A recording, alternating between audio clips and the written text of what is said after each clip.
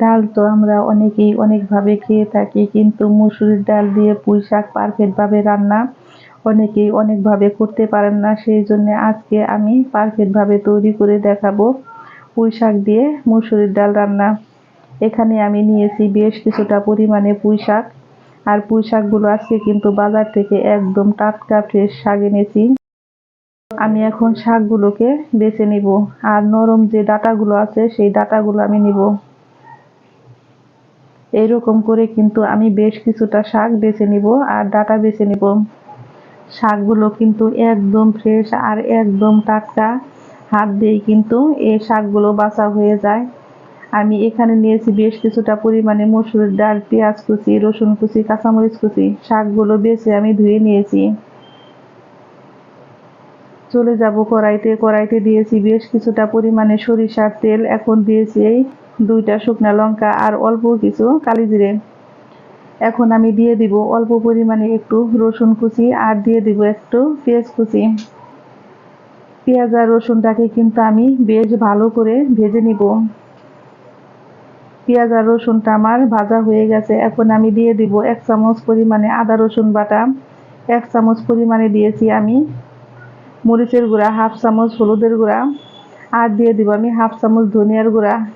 এখন লো আছে মশলাটাকে আমি একটু কষিয়ে নিব।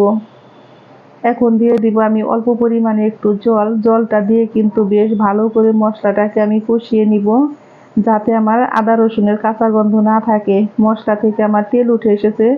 এখন আমি ভিজিয়ে রাখা মসুরির ডালটা দিয়ে কষিয়ে নিব। বন্ধুরা, আপনাদের বলতেছি মসুরির ডাল রান্না করার আগে অবশ্যই আধা ঘন্টা ভিজিয়ে রাখবেন, তাহলে দেখবেন ডাল রান্না করতে সময় লাগবে না, খুবই অল্প সময়ে কিন্তু ডালটা রান্না হয়ে যাবে। এখন আমি মসুরির ডালটা কিন্তু 2-3 মিনিট কষিয়ে নিয়েছি অল্প পরিমাণে একটু জল দিয়ে। ডালটাকে আমি একটু আবারও বেশ ভালো করে কষিয়ে নিব। আমার এই রান্নার রেসিপি যদি ভালো লেগে থাকে তাহলে একটা লাইক করবেন, কমেন্ট করবেন, এবং যারা আমার নতুন বন্ধু আছেন তারা আমাকে একটা সাবস্ক্রাইব করতে ভুলবেন না। আমার নতুন এবং পুরাতন সকল বন্ধুকে জানাই আমি অসংখ্য অসংখ্য ধন্যবাদ। আমি কিন্তু ডালটাকে ঢেকে 10 মিনিট রান্না করে নিয়েছি, আর দিয়েছি আমি 1 চামচ লবণ। এখন আমি দিয়েছি 7-8টা কাঁচামরিচ চেরা। এখন আমি ডালটাকে হালকা একটু আবারও নেড়ে দিয়ে দিব পুঁই শাক। পুঁই শাকটা দিয়ে কিন্তু আমি এখন আর কোনো নাড়াচাড়া করব না। এইভাবে আমি ঢেকে রান্না করে নিব আবারও 5-7 মিনিট। 5-7 মিনিট পর বন্ধুরা দেখতেই পাচ্ছেন আমার শাকটা কিন্তু অনেকটা কমে গেছে। এখন আমি শাকটাকে বেশ ভালো করে নেড়ে দিব। এইভাবে রান্না করলে কিন্তু পুঁই শাক দিয়ে ডাল রান্না খেতে হয় দারুণ মজার। আমাদের বাসার তো সকলেরই ভীষণই পছন্দ, আর এইভাবে রান্না করলে বন্ধুরা আর কোনো কিছুর দরকার হয় না, এটা এতটাই মজার হয়। যারা নতুন গৃহিণী আছেন তারা এইভাবে রান্না করে দেখতে পারেন। অবশ্যই একদিন রান্না করলে বারবার রান্না করতে চাইবেন, এতটাই মজার হয়।